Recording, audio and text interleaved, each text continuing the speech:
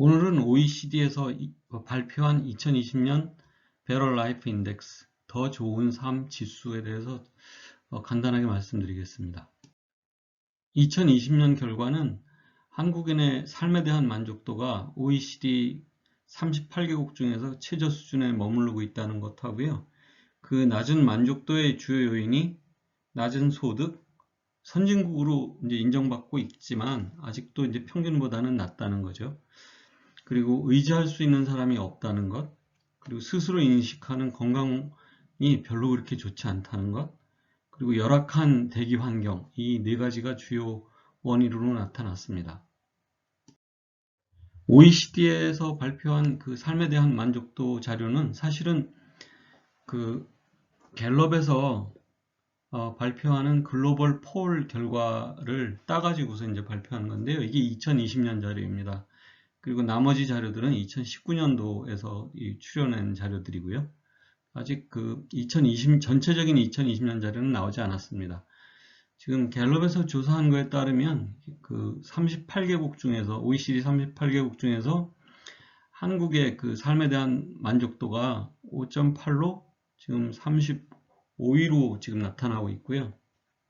OECD 평균하고 비교해 보면 지금 OECD 평균이 지금 6.7로 나타나고 있고, 이제 한국이 5.8이니까 이 두 그 차이가 거의 10% 이상 나고 있는 거죠. 그 OECD Better Life Index에 들어가는 지표들은 35개가량 됩니다. 근데 그 중에서 꼭 필요한 것들, 중요한 영향력을 갖고 있는 그런 그 변수들을 추려내면은 지금 보여드리는 그 정도 숫자가 되고요.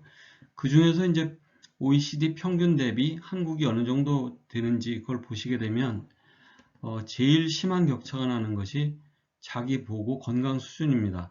그러니까 평균의 반에 지나지 않죠. 그래서 이게 굉장히 부정적으로 되어 있고요. 두 번째가 이제 공기 오염도가 OECD 평균보다 195%니까 95% 정도 높으니까 두 배는 안 되지만 거의 두 배 가깝게 돼 있고요.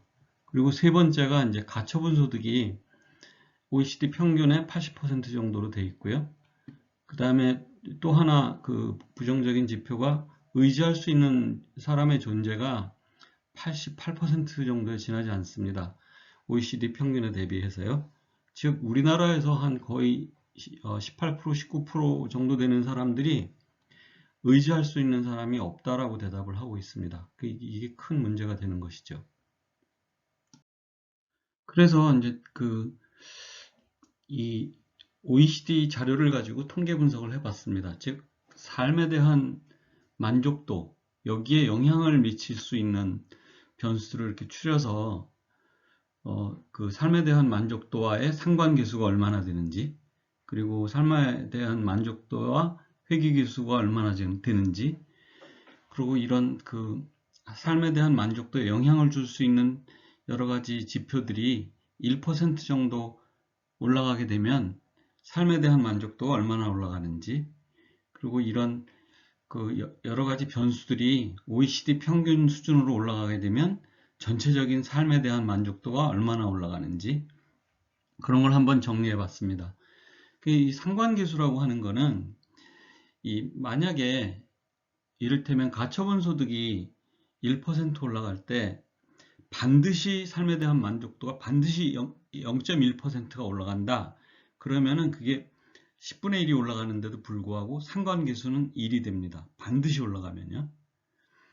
그리고 이제 반면에 회귀계수가 만약에 가처분 소득이 1달러 올라갈 때 삶에 대한 만족도가 1포인트가 올라간다. 그러면은 회귀계수가 1이 됩니다. 그렇지만은 반드시 올라가지 않을 수도 있거든요. 그러니까 그 여러 가지 다른 변수가 있고 그 영향을 받을 수 있기, 다른 변수에 영향을 받기 때문에 반드시 1이 되지는 않습니다. 그래서 이제 그럴 경우에는 그 상관계수는 그 0.5 이하로 떨어질 수도 있거든요. 그래서 이제 물론 여기서는 가처분 소득은 0.76으로 굉장히 높게 나타나고 있죠. 이 얘기는 가처분 소득이 1%가 올라가게 되면 거의 그 거의 뭐라고 해야 되나 그 거의 반드시 올라갈 수밖에 없다. 이제 그런 거죠. 근데 그 올라가는 정도는 회귀 개수가 이제 나타내 주는 거고요. 그 회귀 개수가 여기 굉장히 작죠.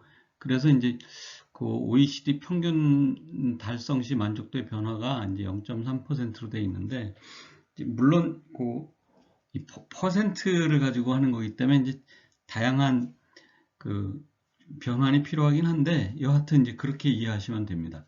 그렇게 봤을 때 가처분 소득, 공기오염도 의지할 수 있는 사람이 있느냐 없느냐, 고용률, 그다음에 사람당 방수 이런 것들은 늘어나면 거의 반드시 그 삶에 대한 만족도가 늘어난다는 것이죠. 공기 오염도 같은 경우는 이제 줄어들어야 되는 거고요. 마이너스로 돼 있죠.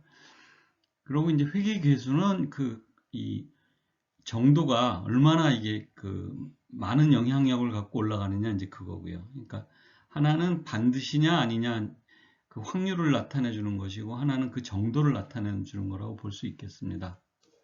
그렇게 했을 때 우리가 이제 가처분 소득이나 공기 오염도나 이걸 올리게 되면, 가처분 소득 같은 경우는 그 OECD 평균 수준으로 올라가게 되면 0.3이 올라가고요. 그 삶에 대한 만족도가요. 공기 오염도는 1포인트가 올라가게 되고, 지금 왜냐하면 공기 오염도가 워낙 나쁘거든요. 그러니까 날씨가 좋아지면 정말 그 사람들 기분이 달라지잖아요. 그러니까 그만큼 여기서 보시면 아시다시피 이게 굉장히 큰 비중을 차지하고 있습니다.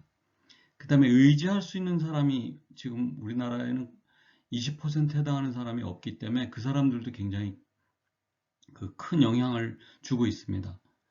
그 다음에 이제 자기 보고 건강 수준이 0.8에 지나지 않는데요. 이게 사실 문재인 케어나 이런 걸로 해서 우리나라 의료보험제도가 굉장히 잘 돼 있는데도 그 34%밖에 자기가 건강하다고 얘기를 안 합니다.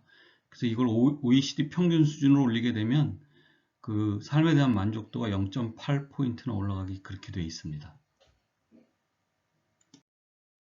그래서 아까 보여드린 그 변수들을 다 모아서 그 멀티플 리그레션, 그 다별량 회귀 분석을 하게 되면은 이런 그림을 그릴 수가 있습니다. 지금 한국이 바닥에 있죠. 그리스하고 붙어 있죠. 이렇게 돼 있고, 지금 예측치가 이렇게 나타나는 것이고요. 모델에 따른 그 예측치가. 이쪽에 있는 것들은 불포함 변수로 인한 긍정적 효과가 있는 것들이고요. 이쪽은 부정적 효과가 있는 것들인데, 지금 우리가 아까 보여드린 대로 막 3.1점 정도 더 올라가게 되면 거의 9점 가까이 되잖아요. 그러면 이게 훨씬 더 높아질 수 있다는 거죠. 그래서 제 생각은 그렇습니다. 몇 가지라도 긍정적인 방향으로 선회를 할 수 있다고 하면 이 전체적인 삶의 만족도를 제고하는 데 큰 도움이 될 거라고 생각합니다. 지금 현재 한국인의 삶에 대한 만족도를 제고하려면 제 생각에는 그렇습니다.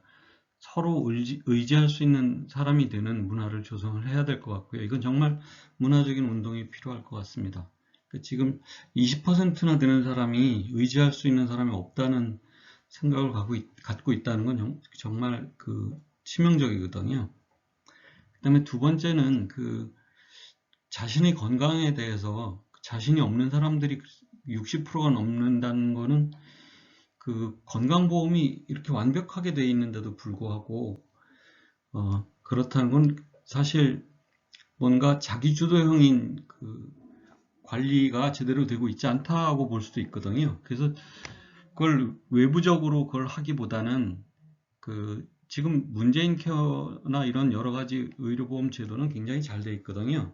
그런데도 그렇게 부정적인 결과가 나오고 있다는 것은 즉 자기 주도를 할 수 있는 동기부여가 충분치 않았다는 의미이기도 합니다. 그래서 저는 이런 자기주도형 건강관리가 촉진돼야 된다 그렇게 생각하고요.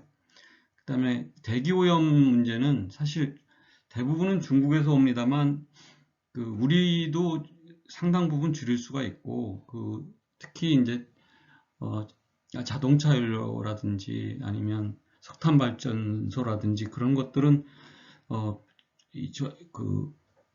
조금 더 전환 속도를 우리가 높일 수가 있으니까 그런 쪽으로 계속 해가는 것이 옳지 않을까 그런 생각을 하게 됐습니다. 이상입니다. 다음번에는 지난번에 어떤 분이 우리나라 역사 중에서 부여에 대해서 굉장히 관심이 있어 하는 분이 계셨거든요. 저 역시 그 부여에 대해서 여러 가지 많은 생각들을 해왔기 때문에 한번 다음번에는 부여에 대해서 다뤄보도록 하겠습니다. 오늘은 이상입니다. 감사합니다.